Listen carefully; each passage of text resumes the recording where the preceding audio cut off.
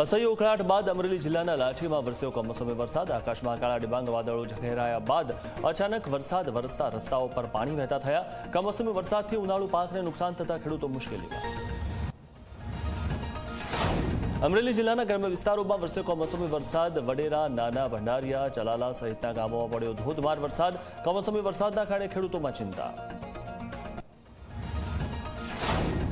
જામનગર જિલ્લાના ગ્રામ્ય વિસ્તારમાં અચાનક વાતાવરણમાં પલટો આવ્યો। ચેલા, ચંગા સહિતના ગ્રામ્ય વિસ્તારોમાં જામ્યો વરસાદી માહોલ। કમોસમી વરસાદના કારણે ખેડૂતોને પાકમાં નુકસાનની ભીતિ।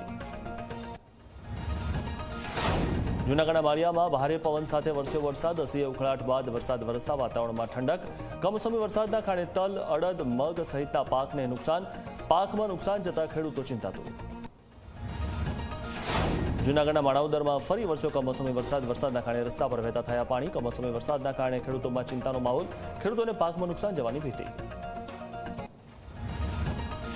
જૂનાગઢ જિલ્લામાં સતત પડી રહેલા કમોસમી વરસાદના કારણે ખેડૂતોને પાકમાં ભારે નુકસાન। કેરી, મગ, તલ, અડદ સહિતના પાકમાં થયું વ્યાપક નુકસાન। સરકાર સહાય આપે તેવી ખેડૂતોની માંગ।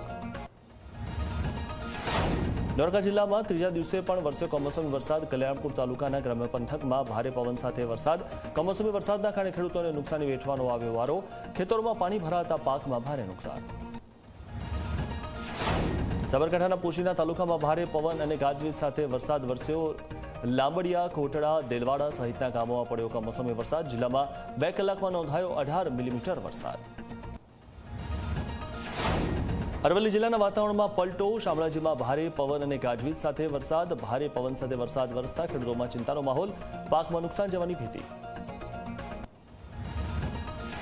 ડાંગ જિલ્લામાં સતત 6 દિવસથી કમોસમી વરસાદ। સાપુતારાના તળેટી વિસ્તાર અને વઘઈ તાલુકામાં વરસ્યો કમોસમી વરસાદ।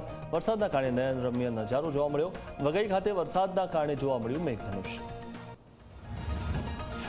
મહેસાણા જિલ્લાના વાતાવરણમાં પલટો। ઊંઝામાં વરસ્યો ધોધમાર વરસાદ। રસ્તા પર કમોસમી વરસાદના પાણી ફરી વળ્યા। અસહ્ય ઉખળાટ બાદ વરસાદ વરસતા વાતાવરણમાં ઠંડક। વરસાદના કારણે ખેડૂતોમાં ચિંતાનો માહોલ। હવામાન વિભાગે વરસાદની આગાહી કર્યા બાદ જાગ્યું અમદાવાદ મહાનગરપાલિકાનું તંત્ર।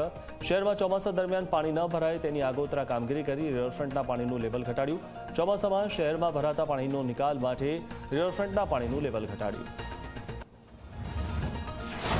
આજે અને આવતીકાલે કમોસમી વરસાદની આગાહી। રવિવારે 8 જિલ્લામાં વરસ્યો કમોસમી વરસાદ। અરવલ્લી, મહેસાણા, સાબરકાંઠા, દ્વારકા, જામનગર, જૂનાગઢ, ડાંગ, પોરબંદર અને અમરેલીમાં વરસ્યો વરસાદ। કમોસમી વરસાદથી ખેડૂતોની ચિંતામાં વધારો। કમોસમી વરસાદના કારણે પાકને નુકસાન। કેરીમાં 50%, તો તલના પાકમાં 40% નુકસાન। ડાંગર, જુવાર, બાજરીના પાકને નુકસાન। પપૈયા અને કેળમાં 15% નુકસાન। વરસાદ બંધ રહ્યા પછી રાજ્યમાં સર્વે થઈ શકશે। કમોસમી વરસાદ અને પવનના કારણે પાકને નુકસાન। વલસાડ જિલ્લામાં વરસેલા કમોસમી વરસાદથી કેરીના પાકને મોટું નુકસાન। ભારે પવન ફૂંકાતા ક્યાંક આંબાના ઝાડ પડી ગયા તો અનેક જગ્યાએ આંબા પરથી કેરી પડી ગઈ। ભારે પવન ફૂંકાતા કેરીના પાકને મોટું નુકસાન થતા ખેડૂતોને નુકસાન વેઠવાનો વારો। વલસાડ જિલ્લામાં કમોસમી વરસાદે કેરીની સિઝન બગાડી। કમોસમી વરસાદના કારણે ખેડૂતોને કેરીના પાકમાં વ્યાપક નુકસાન। આંબાવાડીમાં કરેલો ખર્ચ પણ ખેડૂતોને નથી મળી રહ્યો। કેરી પકવતા ખેડૂતોએ સરકાર પાસે સહાયની માંગ કરી। બજારમાં 20 કિલો કેરીના ભાવ ₹100 થી 200 સુધી મળતા ખેડૂતોને ભારે નુકસાન। જિલ્લામાં 30,000 હેક્ટર વિસ્તારમાં આવેલી છે આંબાવાડી। ચાલુ વર્ષે 50% જેટલો કેરીનો પાક આવ્યો હતો અને ખેડૂતોને યોગ્ય સહાય ચૂકવવા સાંસદે સીએમને રજૂઆત કરી। સુરતમાં થયેલા કમોસમી વરસાદના કારણે કેરીના પાકને નુકસાન। ખેડૂત અગ્રણી અને કોંગ્રેસ નેતાએ સરકારને કરી રજૂઆત। ખેડૂતોને યોગ્ય વળતર આપવાની કરી માંગ। ઓલપાડ, ઉમરપાડા સહિતના ખેડૂતોને રોવાનો વારો આવ્યો। અમરેલી જિલ્લામાં ફરી વરસ્યો કમોસમી વરસાદ। સાવરકુંડલા શહેર અને આસપાસના વિસ્તારમાં પડ્યો ધોધમાર વરસાદ। વરસાદના કારણે વાતાવરણમાં ઠંડક। કમોસમી વરસાદના કારણે ખેડૂતોને પાકમાં નુકસાન જવાની ભીતિ।